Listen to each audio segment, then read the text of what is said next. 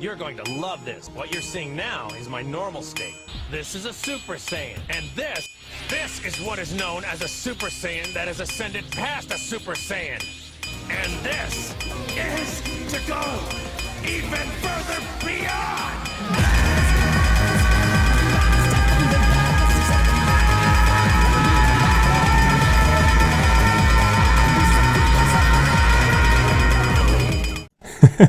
I can't stop watching that intro. I love it.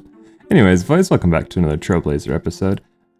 We just achieved 75 farming, doing a quick tree run here, and I accidentally planted my only papaya that I have in a different spot than the one in Gnome Stronghold. So, unfortunately, I have lost that task until I'm able to get another papaya seed because that was my only one. But coming in here, we just got 1525 total level.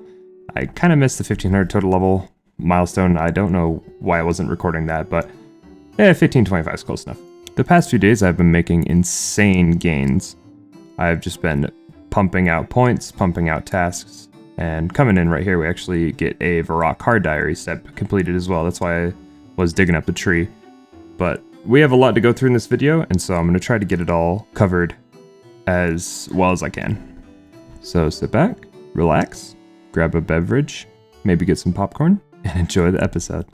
There's a task to catch 50 red chins in Kandarin, so we're out here. The conventional spots by the fairy ring were taken, so I've gone to the southern spot down here, and we're going to try to lay down my box traps and get going on these... Hello? Oh my god, I didn't do Eagle's Peak. That is Eagle's Peak completed. I had forgot that they added this quest as a requirement to chin and complete Zulrah or kill Zulrah. I believe they added it to Zulrah as well. Not 100% on that one. Chinning, yes, I do know that. So, got the quest done. We're going to head back down there and try to catch some chins. The disrespect of some people, man. I hopped 15 worlds to find my own spot, and then after about 10, 15 chins, this loser comes along and just starts fucking crashing me, but whatever, one more chin, and I will get my 50 and be on out of here. Hey, there we go. Got us our last chin. This will be a 100-point task, if I'm not mistaken, for oh, no? Is it 100 chins?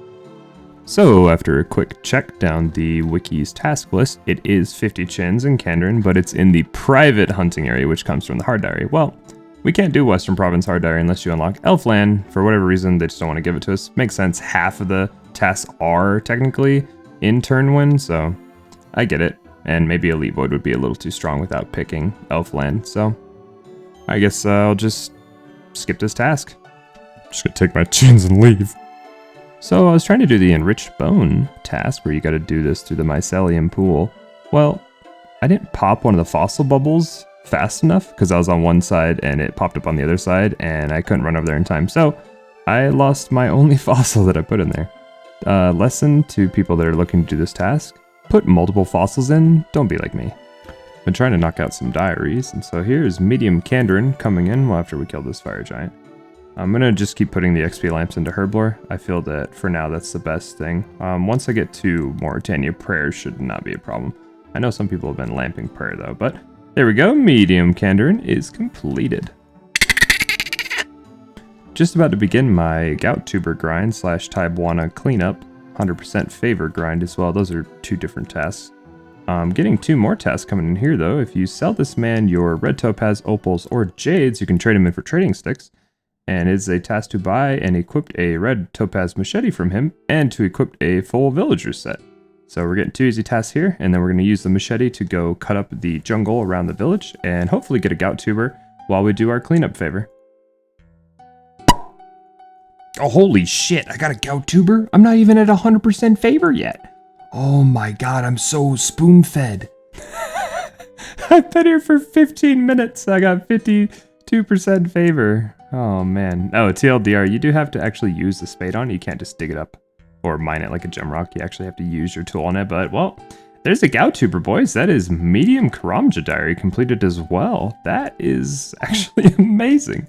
Got my Gout Tuber turned in and heading over here to the Hardwood Grove since we are 100% favor now, which was another task. And now that we're in here, that was a task. We're going to chop a mahogany real quick and burn it. That should be for a diary step, if I'm not mistaken. We're kind of flying through these diaries now that we're getting things moving. So we're going to complete the rest up for medium diary now that we've got the gout tuber. There's no reason not to complete medium diary, and we'll be back once we got that done.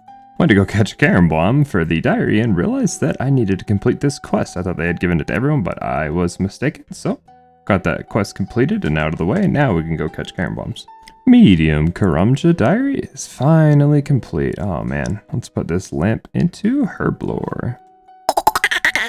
Decided to come knock out a quick task real quick, and that is to come kill the giant mole. This boss, if you don't have good equipment, is so annoying. I didn't realize that it just constantly keeps teleporting and dashing around. You could probably get to it and get one hit off before it just teleports again. So I'm flirting with it here real quick because I didn't realize that it stops teleporting at, I think, like 20 HP or maybe 30 HP. It just goes into an enraged essentially and just stays there. Thankfully, because I would have probably wasted a few more minutes of my life trying to kill it. It took 6 minutes in total to kill that bad boy. For nothing. But we got the task and diary step completed, so we don't have to come back here for a very long time. Hopefully till full Darok. Got a white berry bush planted here by the Arty Monastery.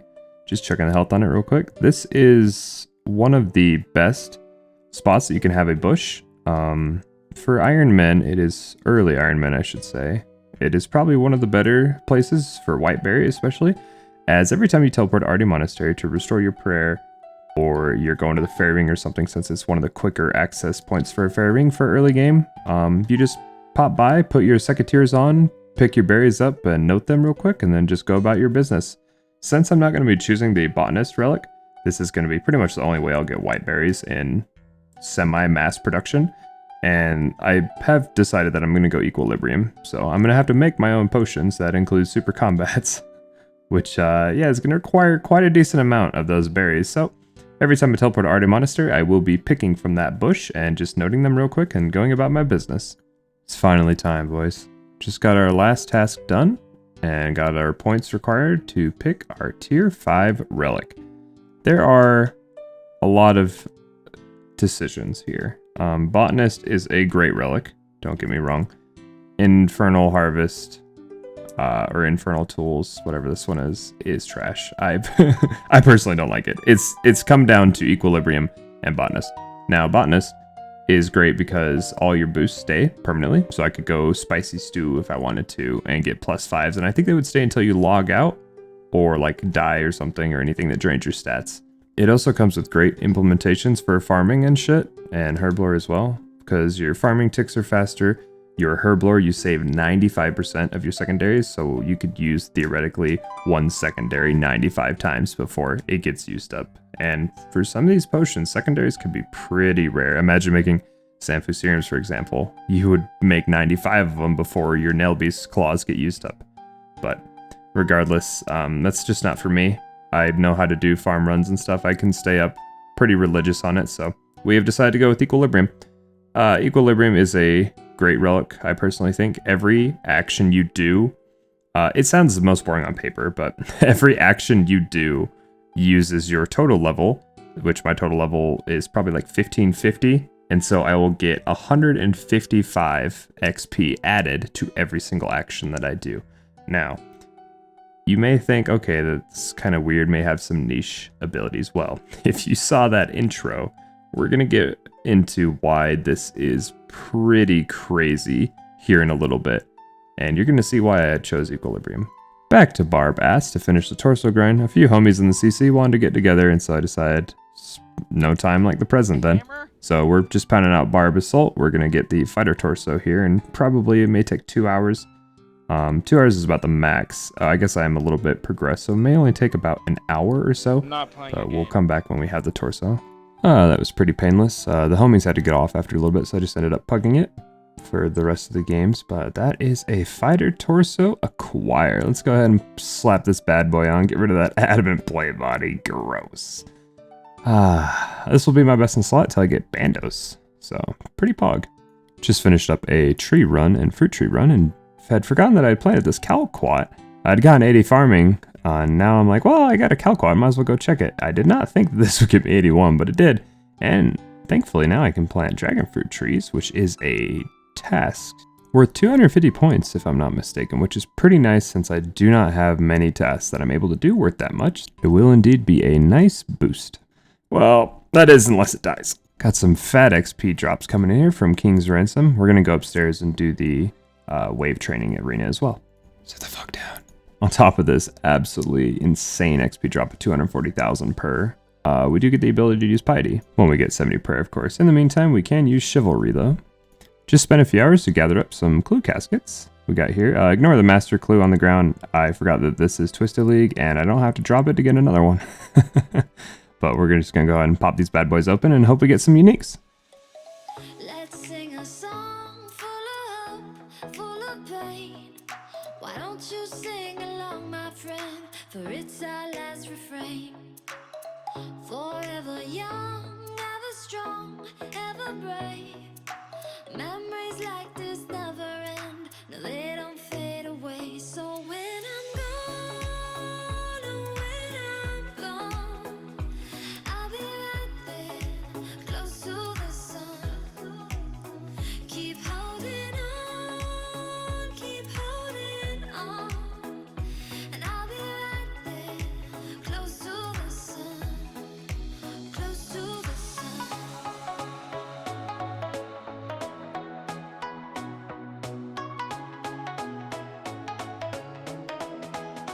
Close to the sun.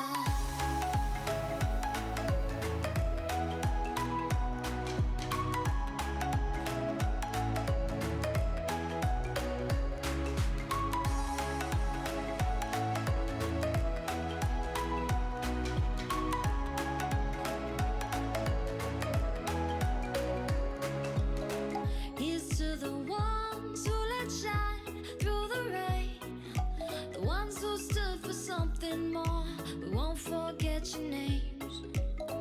The tide is high, say goodbye, we're setting sail, and all those midnight secrets told, we'll take them to the grave. So when I'm gone, oh, when I'm gone, I'll be right there, close to the sun.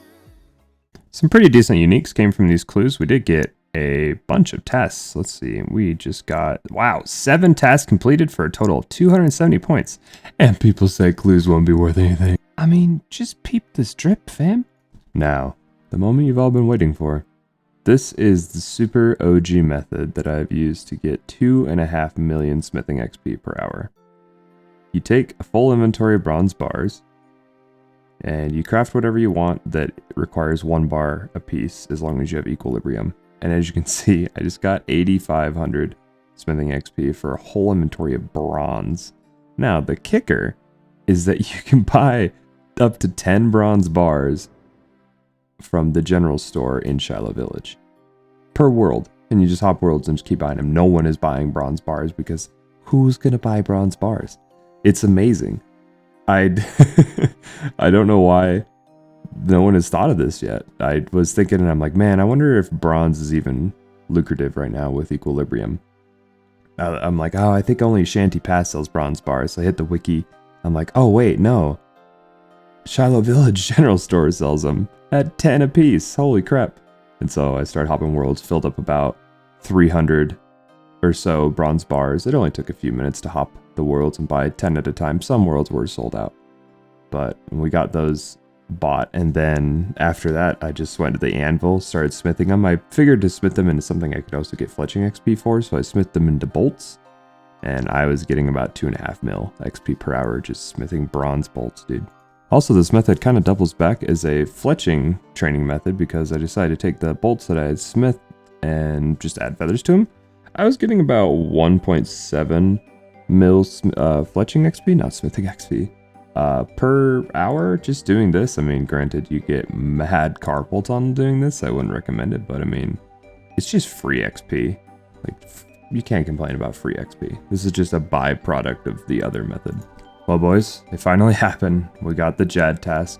I don't think I'm going to go for Fire Cape right now. I want to wait until I unlock Mauritania as my final zone and then get a black mask so that we can make the Fire Cape just that much easier. Granted, I mean, it's probably easy as is, but I have also never done a melee Fire Cape before, and I'm a little sketched out about it.